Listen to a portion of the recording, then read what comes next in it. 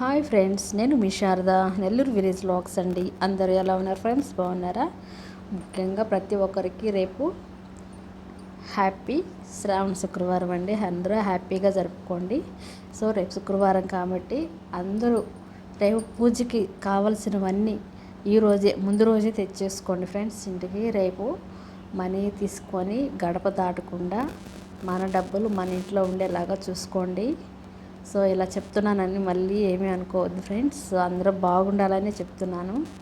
So ప్రతి ఒక్క వస్తువు రేపు ఏదైతే అమ్మవారి దగ్గర పెట్టాలనుకుంటున్నారో ఉప్పు, పప్పులు, పువ్వులు, పండ్లు అన్నీ ముందు రోజే తెచ్చిపెట్టుకుంటే చాలా మంచిదండి. సో రేపు ఖచ్చితంగా ఒక 2 పాటించండి. పాలు పొంగించండి, అన్నం పొంగించండి. సో పాలు కొంతమంది ఇంట్లో కాయరండి, అలాంటి వాళ్ళు అన్నం అనేది ఖచ్చితంగా పొంగించండి. సో స్వీట్ పదార్థాలు ఇంట్లో చేసుకోండి. పాయసం, పూర్ణం బూరెలు అలాంటివి ఏదైనా లక్ష్మీదేవికి ఇష్టమైన చక్కగా యాలకులు వేసి చక్కగా మంచి స్మెల్ పచ్చకర్పూరం యాలకులతో కొంచెం స్వీట్స్ ఏదైనా చేసి పెట్టండి. సో అది కూడా చేయలేని వాళ్ళు జస్ట్ పాలు, చక్కెర, ఒక యాలక్కాయ వేసి చక్కగా లక్ష్మీదేవి ముందర పెట్టండి. అందులో కొంచెం పచ్చకర్పూరం కూడా వేసేలాగా చూడండి. సో అప్పుడు అమ్మవారికి చాలా ఇష్టం. రేపు మాత్రం ఎట్టి పరిస్థితుల్లో ఇవి చేయొద్దు. చింతపండు నాన్ వెజ్ అస్సలు వండుకోకండి. సో అలా చేయడం వల్ల లక్ష్మీదేవి ఇష్టంగా ఇంట్లో నుంచి వెళ్ళిపోతుంది.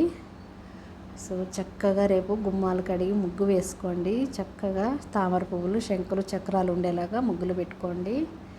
సో నీట్గా తలస్నానం చేసి పచ్చగాజులు, పచ్చ చీర కట్టుకొని అమ్మవారికి పూజ చేసుకోండి. సో మన స్తోమతకు తగ్గట్టుగా మనకి ఇంట్లో ఉన్న బట్టలు నీట్గా ఉతికి చక్కగా కట్టుకొని పచ్చ చీర, పచ్చగాజులు వేసుకొని అమ్మవారికి పూజ చేయండి. సో ప్రతి ఒక్కరు కూడా ఇంట్లో గొడవలు లేకుండా, ఇంట్లో భార్యాభర్తలు గొడవలు పెట్టుకోకుండా చక్కగా అన్యోన్యంగా ఉండండి. సో ఇవేనండి మనకు ఆస్తులు, అంతస్తులు. హ్యాపీగా ప్రతి ఒక్కరూ బాగుండాలి, అందుకే చెప్తున్నా. సో మనం ఒకరికి 10 రూపాయలు ఇచ్చే రేంజ్లో ఉండాలి, కానీ మనం అడిగే స్థితిలో ఉండకూడదండి. మనం ఎవరిని అడగకూడదు. సో ఒకవేళ అడిగినా మనం ఇచ్చేసేయాలండి.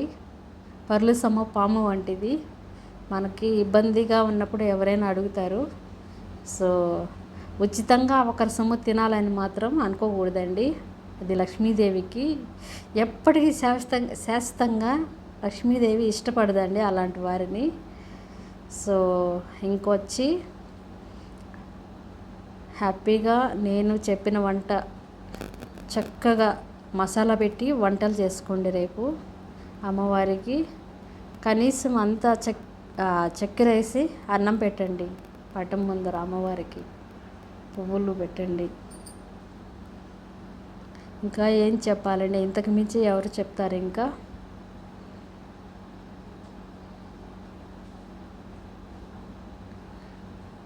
ఓకేనా ఫ్రెండ్స్? నేను వంకాయ తాలింపు చక్కగా చేస్తున్నాను కదా ఫ్రెండ్స్. చక్కగా నేను చెప్పినట్టు చేసుకోండి. ఇది చాలా చాలా బాగుంటుందండి. ఆయిల్లోనే అన్నీ వేసి నేను చూపించిన విధంగా వెల్లుల్లి, కరివేపాకు, జీలకర్ర, ఆవాలు అన్నీ వేసి చక్కగా వంకాయలు వేసి కాస్త సాల్ట్ వేసి కాస్త నీళ్లు చల్లి మూత పెట్టేశారంటే చక్కగా ఉడికిపోతుంది. సో ఆయిల్తో కూడా బాగా ఉడుకుతుందండి. వంకాయ ఉడికిపోయి ఆయిల్ పైకి వచ్చేలాగా ఉడకబెట్టుకోవాలి. సిమ్లోనే చేసుకోండి, ఎక్కువ మంట మీద చేస్తే మాడిపోతుంది. సో తర్వాత ఫైనల్గా అయితే కారం, పసుపు వేస్తాం కదా.